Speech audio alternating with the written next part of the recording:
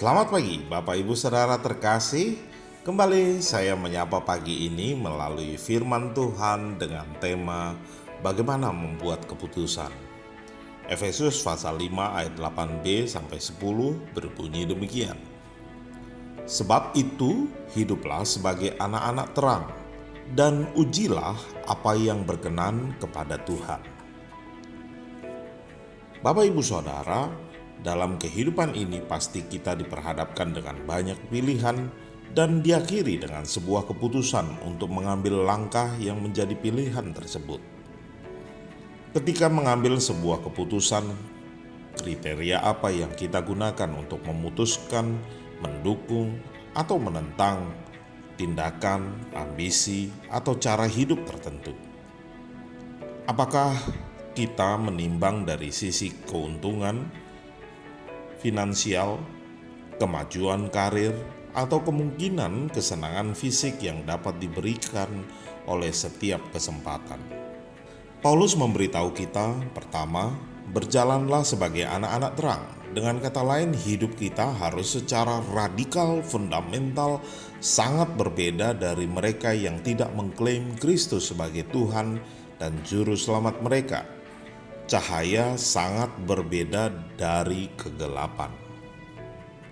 Kita seharusnya tidak mengajukan pertanyaan yang sama seperti yang ditanyakan oleh siapapun dengan cara duniawi dalam situasi yang sama. Kita juga hendaknya tidak membuat keputusan yang mencerminkan prioritas dan cara pencarian diri sendiri mengikuti orang-orang yang berdosa yang belum diselamatkan. Kita hendaknya juga tidak memiliki tujuan yang sama dengan mereka yang tidak memiliki perspektif kekekalan. Firman Tuhan melalui Paulus berkata, kita harus menguji segala sesuatu untuk dilihat, bukan apakah itu menyenangkan selera kita atau dunia, tapi apa yang bisa diterima oleh Tuhan. Apakah hal ini sesuai dengan firman-Nya? Akankah ini membuat saya lebih dekat dengan Kristus? Apakah ini melanjutkan tujuan Kristus di dunia melalui kehidupan saya? Seharusnya inilah yang menjadi pertanyaan-pertanyaan dalam kehidupan kita ketika mengambil sebuah keputusan. Syukurlah Tuhan tidak membiarkan kita dalam kegelapan tentang bagaimana berjalan sebagai anak-anak terang. Kita tidak perlu menebak-nebak tentang apa yang menyenangkan Kristus. Dia telah memberi kita semua yang perlu kita ketahui tentang keinginan dan kesenangannya dengan mengkomunikasikannya kepada kita melalui firman-Nya dan Roh Kudus.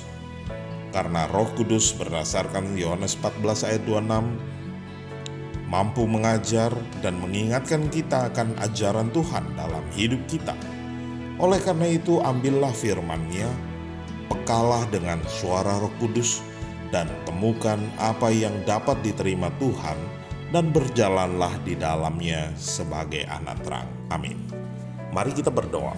Kami mengucap syukur Bapa tidak hentinya atas perbuatan Tuhan yang ajaib dalam hidup kami, bahkan pemeliharaan-Mu begitu nyata.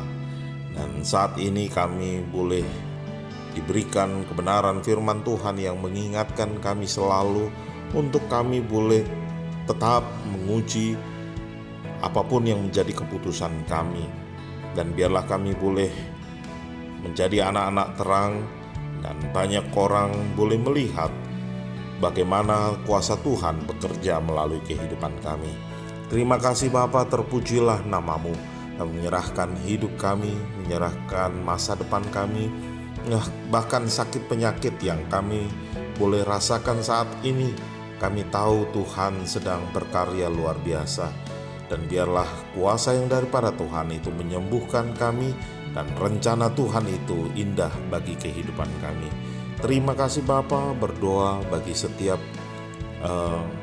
gugus tugas relawan tenaga medis, dokter, dan para ilmuwan, begitu juga pemerintahan kami. Kiranya Tuhan memberkati dalam mengatasi wabah penyakit corona. Kiranya penyertaan daripada Tuhan akan memimpin mereka semua. Terima kasih Bapa, di dalam nama Yesus Kristus, Tuhan dan Juru Selamat kami berdoa. Haleluya. Amin.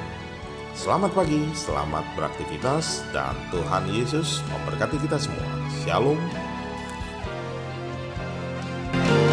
Mau selalu bersyukur, selalu bersyukur. Kau Tuhan yang setia, yang selalu menopang. Mau selalu bersyukur, selalu bersyukur.